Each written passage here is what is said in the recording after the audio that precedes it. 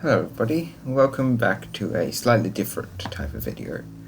Today I will be covering the Cetacean alternative by my friend Frilli. Well, let's get into it.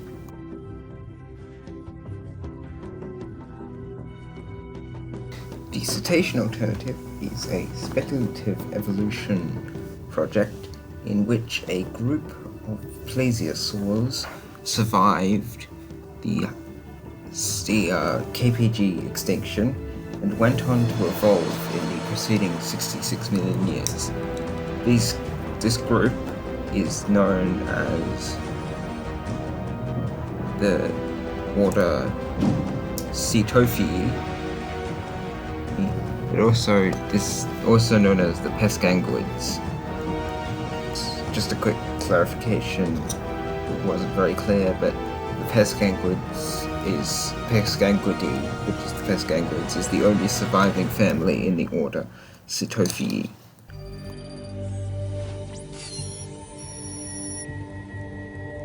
Dolos are an incredibly diverse subfamily of pescanguids belonging to the subfamily Longuderidae, which, even though it's a subfamily, so it should have the suffix "ni", not "id". But anyway, they are the most similar to their ancestors, having longer necks, but also having strong reinforced skulls and strong jaws. There are six genera within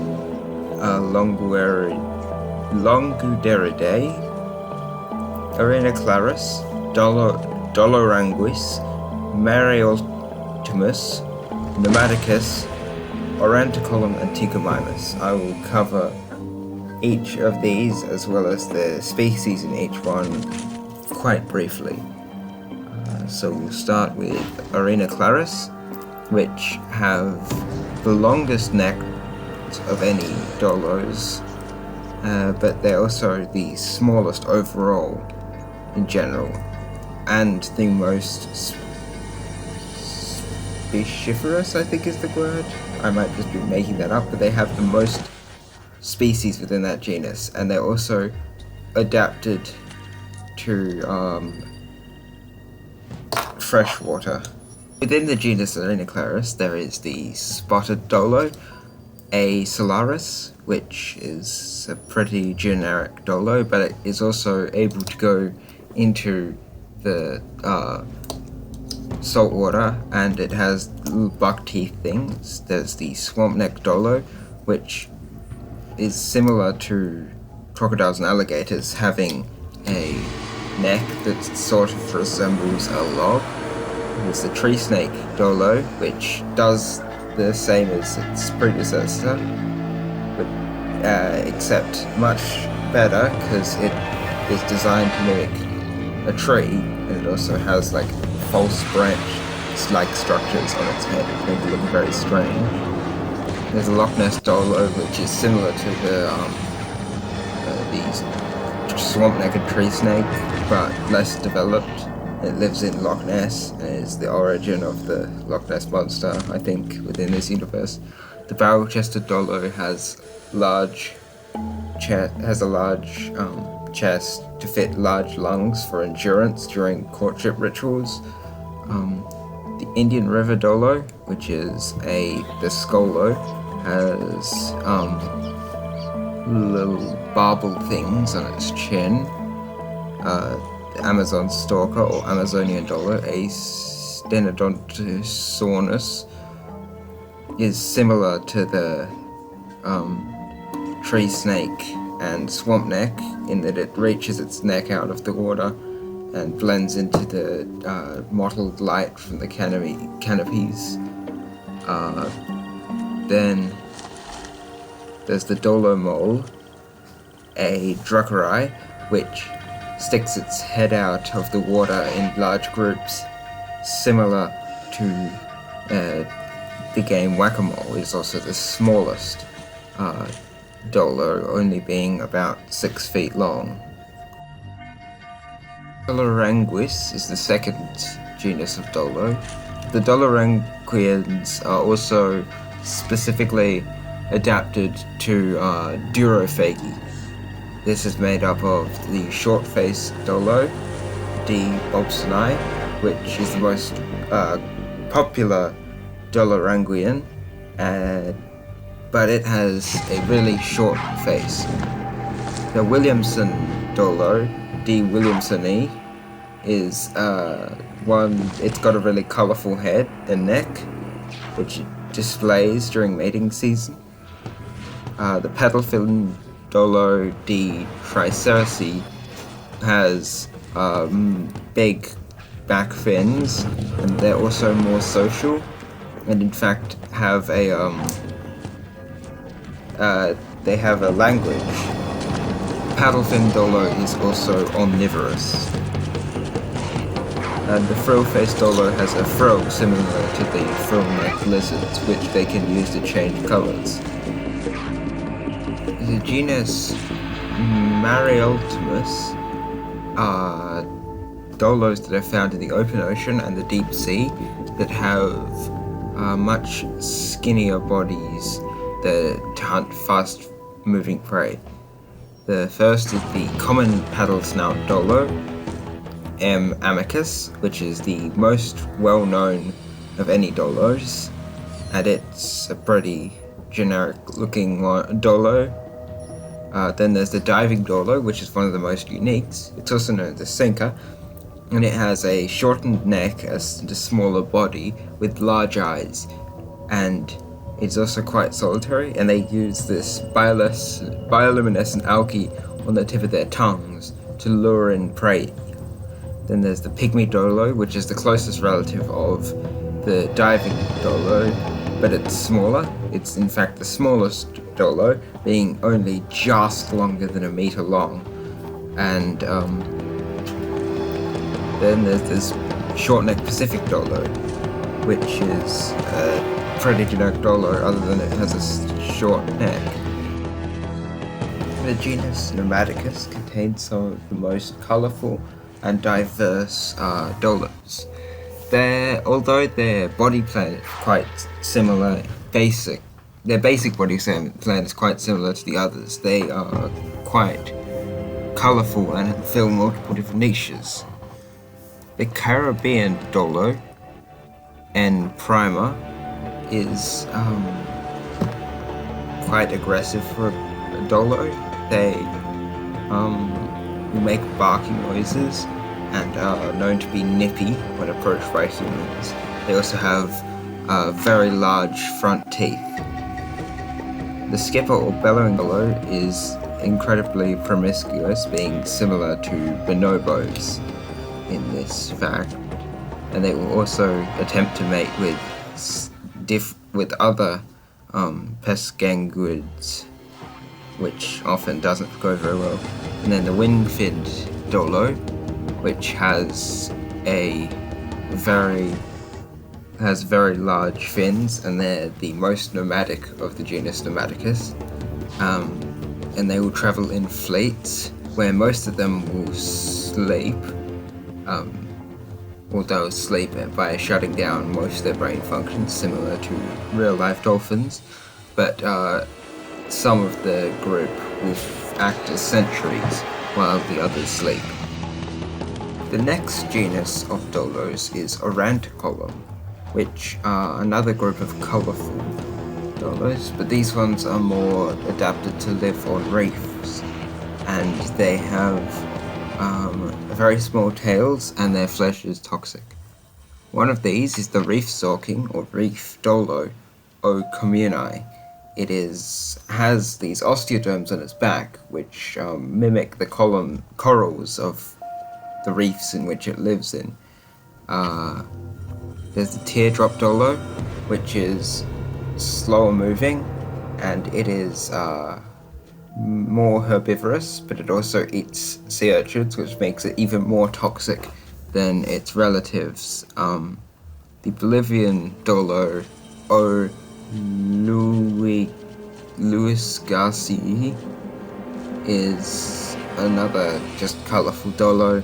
The tiger dolo has green and white stripes which allow it to blend in seagrass meadows where it lives, so it fills a niche similar-ish to dugongs, but it also eats fish unlike dugongs.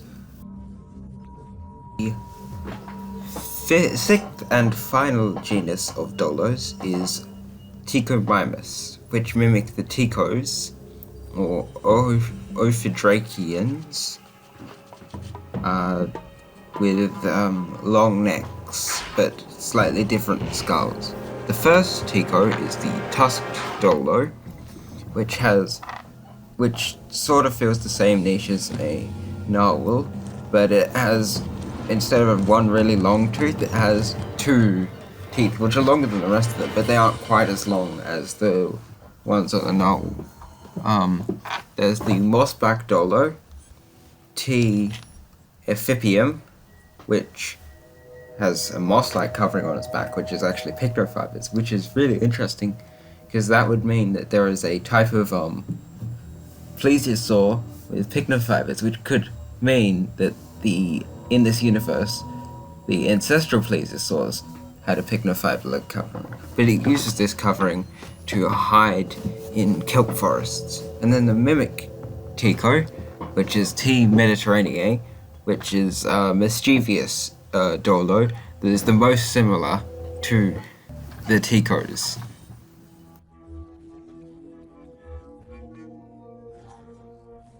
You know how I said earlier that dolos had long necks like their ancestors? Well, ticos have even longer necks, with their necks resembling those of elasmosaurs. For this reason, they were given the name sea serpents by ancient sailors. The other interesting feature that they possess that's not their long neck is that they all have a protruding bottom jaw, which is more obvious in some species than others, but all species have it. There are only two genera of ticos, Ticonus and Thanatococara. Ticonus is known for their large and strange-looking teeth, which serve the purpose of inflicting deadly wounds on their prey, so even if they escape, they will not get far. They also are incredibly intelligent. There are only two species within Ticonus: the common tico, Ticonus tico, which is the second largest tico, and also the second most well-known pescangler, other than the common paddlestem, dolo. The other member is the Arctic tico, T. glacialis, which is a very interesting tico because it is quite likely that it is sapient. They are incredibly intelligent, being able to transport penguins all the way from the Antarctic to the Arctic in their jaws, as well as domesticating those penguins up in the Arctic into a new offshoot, the Heraus, which there are three breeds of. What makes members of the genus Thanatococara unique is that they have large humps on their head, made up of fat like a camel's hump, as well as a hump on its back. It is unknown what these serve purpose, but it's believed that they serve a similar purpose to that of a camel's, storing nutrition. The most famous example of this genus is the bumphead tico, Thanatococara repono, which was originally believed to have just been a deformed member of the other ticos, was recognized as its own genus. It is very popular within that universe, with it being somewhat of a meme online apparently, as well as having plushies plushy sort of it, which I personally hope we can get. The other member is the Pygmy Tico, T. apatomacro, which is the smallest Tico, despite it having a maximum size of 2.5 meters, which is still pretty large. But they're eaten by larger Cetaceans, and they're opportunists and will eat basically anything. Their humps are smaller than their relative, but they also have a much larger bottom jaw, making them look almost comical. I somehow forgot to mention it, but there is actually a third species of the Notococara, which is the Azure Tico, which has a lighter blue color than most other pescanguids, and it also has patches of red on it, and it's also aggressive to humans, which some put down to them being very intelligent and seeing humans as a threat.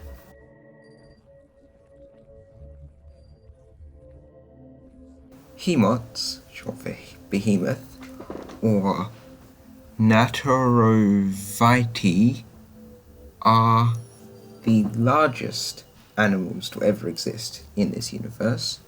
They're split into two genera, the toothed hemots, Neodracodon, and the baleen hemots, Balinami.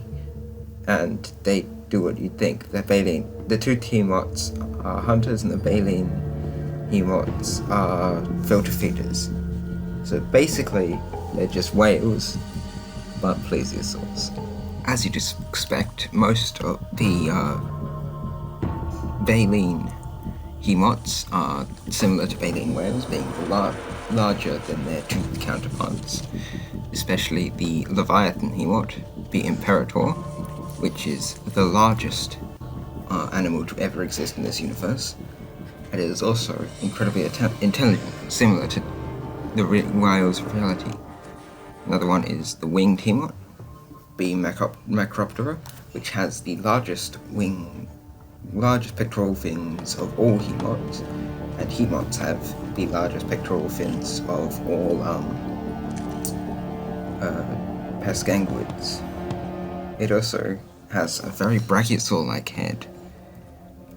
Then there's the northeastern thunder snake, which its face reminds me of the grey whale, and it is the third largest hemot, and is also very large and sings, and it also has amazing digestive powers, being able to digest basically anything which it eats with its massive head. Then the most obscure hemot is the comb-toothed hemot, B. excelsus, which is found in the very depths of the ocean, and less than 80 specimens are known. Some scientists argue to put it in its own genus, Prospodois, but because it has different teeth. It kind of is very similar to the megamouth shark, except it's a plesiosaur whale. Next up is the genus Neodracodon, or the toothed hemots, and these ones have large teeth, obviously, as well as large lungs and poor eyesight, which are adaptations because they are often found in deeper water. They also have much shorter necks, similar to the ancestral pliosaurs. The Jarandizo, Neodracodon jacki, is a hemot that it uses its teeth are really big, and when it closes its mouth doesn't fully close, but it acts like a cage for prey, sort of, and it's also nicknamed the grinning hemot because it can't close its mouth fully. Then there's the Medusan serpent, N. immotus, which lies on the bottom of the ocean, completely motionless, and it has a longer neck than its relatives, and it uses this. It also looks quite rock-like, and it attacks animals that pass. Then there's the Neptune, or Puerto Rican Hemot, and Magna Terami, which is more active than the Medusan one, and they will fight by hitting their necks together, similar to giraffes, but they also have large osteoderms on their necks to deal much more damage.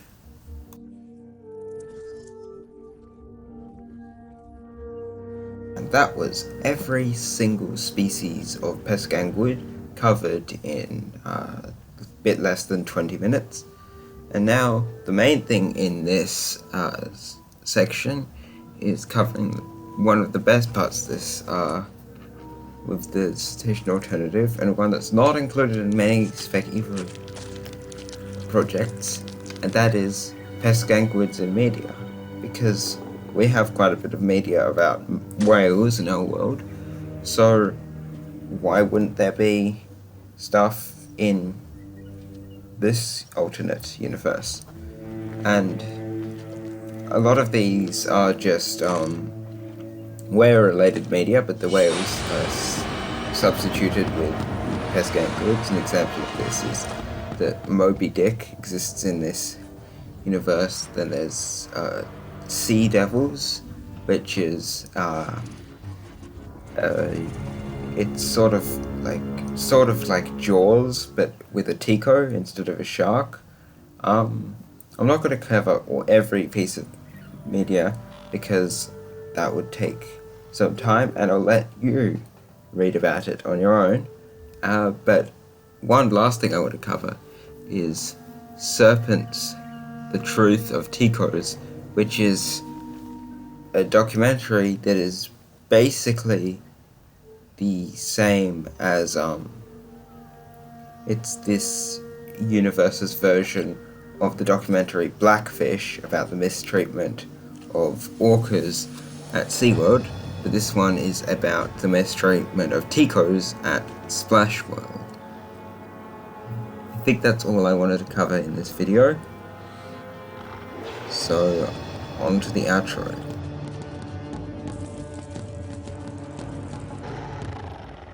Just before I do the proper outro, I would just like to make a couple of clarifications. Those being about the art. All of the art in this video is done by me, or my friend Johnny Rodent, or just Rodent on Discord, which is why I didn't credit all of it, because it's just done by the two of us, and I don't need to credit myself. And I was going to do this at the end, and I'll also clarify that there are two other YouTubers working on videos about this, those being Stubonk and Dino Diego. As of recording this, neither of them are out. It's possible that Stu's one will be out by the time this video releases, but Dino Diego's will definitely not be out, but you should definitely check theirs out when they come out, and I will not only put the links in the description after they come out, but I will also announce it on the channel. With that to say, I'd like to say that my coverage of the Cetacean alternative was definitely not as in-depth as the actual project goes, and if you want to see the fullness of it, then you should just actually go check out the website with the link in the description. Check out Frilli's social media, that being Twitter and YouTube. Links to those will be in the description. And if you have any inquiries about the Cetacean alternative, or any possible suggestions, with those being reasonable of course, not like monkey manatees to just randomly make up a suggestion, but yeah, there's a little link at the bottom of every page on the Cetacean alternative with her contacts. With all that done, I've been the Chameleons. I hope you've enjoyed. Goodbye.